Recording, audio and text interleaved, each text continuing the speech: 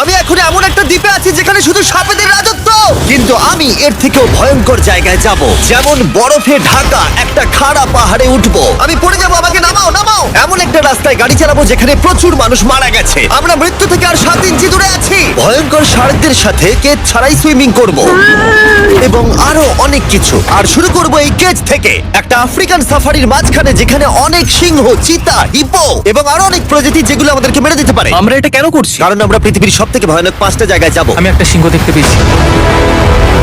ও মাই god, এটা আমরা কেন করছি? আর যাতে সিংহরা আমাদের কাছাকাছি আসে তাই আমি অনেক মাংস এনেছি। ছড়িয়ে এবং কেজের চারপাশেও ঝুলিয়ে দেব। ভাই আমরা বেঁচে ফিরবো তো? কিন্তু আসলে যে কারণে এই জায়গাটা বেশি ভয়ঙ্কর সেটা হলো সূর্য ডুবে যাবার পরে আমরা দেখতে পাই না, কিন্তু ওরা দেখতে পায়। জিমি, ওদিকে দুটো সিংহ রয়েছে। এই শব্দটা তো কন্ডারের মতো লাগছে। না, এটা বিশাল ভাই। সবকিছু রাতে বেরোয় কেন? ভাই, আমাদের সিংহরা পুরো ঘিরে ধরেছে। আমাদের থেকে মাত্র 20 ফুট দূরে রয়েছে ওরা।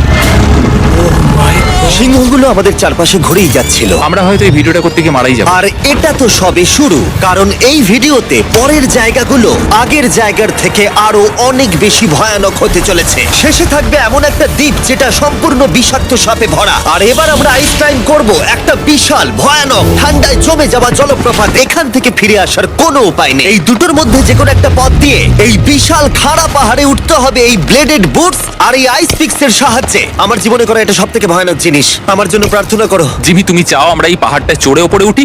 হ্যাঁ, এটা অসম্ভব। সত্যি কথা বলতে আমার মনেই হচ্ছিল না এটা আমরা করতে পারবো। তারপর নোলানের সাথে যা হলো তাতে আমরা আরো বেশি ভয় পেয়ে গেলাম। আমি পারবো না বন্ধুরা, একটু দাঁড়াও। আমি বেরিয়ে যাচ্ছি, আমি পারবো তুমি না। হাল ছাড়তে পারো না। না, আমি পারবো না। আমার বিশ্বাসই হচ্ছে না নোলান এটা করবে। সত্যি ভাবিনি। নোলান কুইট করলো। আমরা কিন্তু প্রায় ওপরের দিকে রয়েছি। তোমরা এখন হাফ অব্দি এসেছো। ও জিমি, নিচের দিকে দেখো না। ও মাই গড। যত উঠছি তত খাড়া হচ্ছে। আমার পা, আমি গ্রিপ পাচ্ছি না।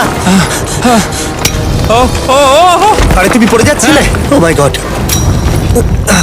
আমি টপটা দেখতে পাচ্ছি জিমি। এটা আমার করা সব থেকে ভয়ানক জিনিস। আহ! এটা আমি পারবোই। আমাকে ওপরে উঠতেই হবে। দেখাও এটা কতটা খাড়া। প্রায় এসেই গেছি, হাল ছাড়লে হবে না। আর 10% বাকি। আমি এখন কাঁদতেও পারছি না। যদিও এসব করা আমার একেবারেই উচিত নয়, তুমি প্রায় এসেই গেছো জিমি। তবু আমি কোনো মতে এই জলপ্রপাতের উপরে উঠতে পারলাম। আমরা পেরেছি ভাই। আমরা পেরেছি। আহ, কিন্তু আমার মনে হয় নোলান একদম ঠিক করেছে। কিন্তু এবার আমরা দেখবো নোলান লিস্টের 3rd প্লেসে গিয়ে কি করে, যেটা অবস্থিত বলিভিয়ায়। সেখানকার ডেথ রোডে আমরা ড্রাইভ করব।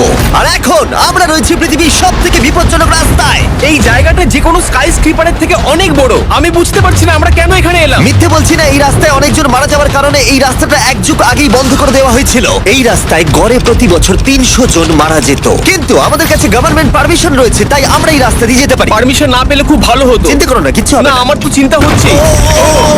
এবার বুঝতে পারছি কেন ডেথ রোড বলে। কিন্তু তুমি এমন চালাচ্ছ জানো এটা খুব সাধারণ রোড। দেখো তোমার জীবন আমার হাতে রয়েছে, তাই তুমি এরকম না, তোমার জীবন আমার হাতে রয়েছে। দেখো স্টিয়ারিংটা মনে হচ্ছে কেঁপে ট্রেন উঠলো। থেকে হাত সরিও না। আমরা এখন মৃত্যু থেকে মাত্র 7 ইঞ্চি দূরে আছি। আমরা খাদের খুব কাছে রয়েছি। সাবধানে সাবধানে সাবধানে। বলছো, ও কি মাই flash গড, করছে? আমার লাইফ ফ্ল্যাশ করছে, ফ্ল্যাশ করেই যাচ্ছে আচ্ছা, বারবার। আর যদি তোমরা ভাবো এটাই সব থেকে বিপজ্জনক, তাহলে বলে রাখি আমাদের রাস্তায় আরো 3টে বিপজ্জনক স্পট বাকি আছে।